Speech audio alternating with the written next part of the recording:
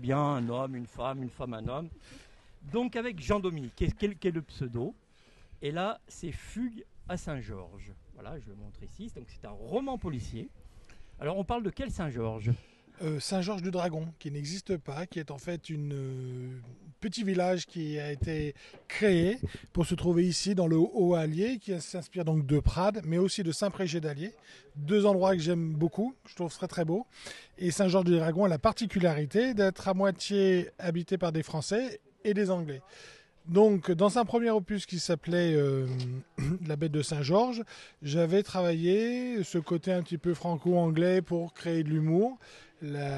J'espère que mon épouse ne m'écoute pas, mais en fait, elle a la particularité d'inventer des mots.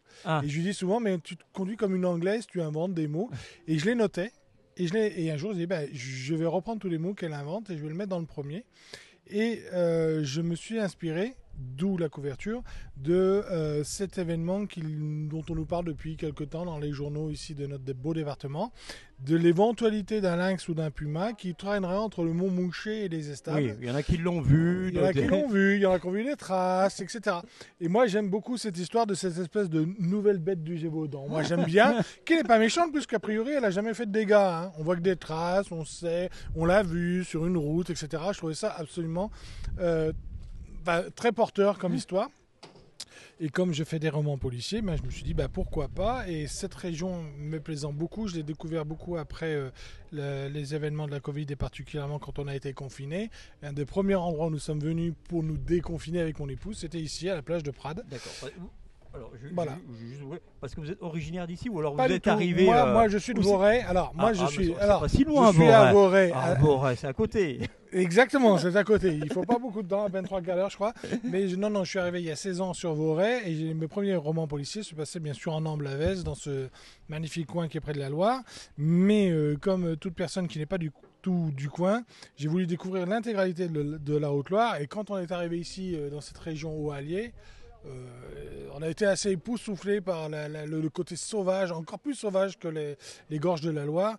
Et j'ai dit, mais là, il y a matière, parce que moi, les décors me plaisent beaucoup, les environnements, les paysages. Et j'ai dit, mais là, il y a matière à faire des histoires intéressantes. Et le premier, La Bête de Saint-Georges, est venu avec les histoires, bien sûr, de la Bête du Gévaudan et ce fameux puma. Et ensuite, les premiers lecteurs, puisque ce livre était sorti il y a un peu plus d'un an, m'ont dit mais on aimerait bien nous savoir la suite qui se passe parce qu'il y avait un petit entrefilet d'une possibilité de la présence de la princesse de Galles dans ce village. Suspense. Pas un suspense, mais on s'est dit tiens, les gens m'ont dit mais pourquoi finalement il se passe des choses dans ce village dont tu ne parles pas et ce serait pas mal que tu en parles. Et donc dans ces conditions-là, j'ai dit je vais faire un deuxième opus, c'était pas prévu et on développe un petit peu cette aventure avec une intrigue quand même un petit peu forte autour de ça. Je vais rappeler que Conception est la clé du chemin et c'est à Craponne-sur-Arzon. Oui, c'est ça. Et c'est pour ceux qui le connaissent et qui sont des lecteurs bien sûr de nos beaux départements. C'est Bernard Lost qui s'occupe de cela avec son fils Thibaut. Ce sont des gens absolument charmants qui nous aident énormément sur la conception des livres. Et je suis très très fier de Bernard depuis 3 livres, me fait en plus de ça la relecture des livres avec... c'est lui qui me le demande, donc c'est ça qui me fait très très plaisir. Et je me trompe pas de personne, il joue bien au tennis aussi. Qui ça? Bernard Lost, je crois que c'est un joueur de tennis aussi. C'est possible, là je ne sais pas, moi je connais Quentin Clotaire. Voilà. C'est possible, moi je le connais Quentin Clotaire. Voilà. Écoutez, alors je vais rappeler Fugue à Saint-Georges, un roman policier de Jean-Dominique qui est votre pseudo. C'est ça. Alors si vous voulez dire votre nom, vous pouvez le dire. Alors mon nom c'est Thierry Dadol, mais comme les 2 premiers romans sous ce nom-là n'avaient pas marché, en créant ma petite maison d'édition, j'ai dit tiens, je vais augmenter d'un auteur qui était toujours la même personne, mais mon catalogue. Donc le catalogue est augmenté d'un auteur qui était un pseudo, et là ça marche beaucoup mieux.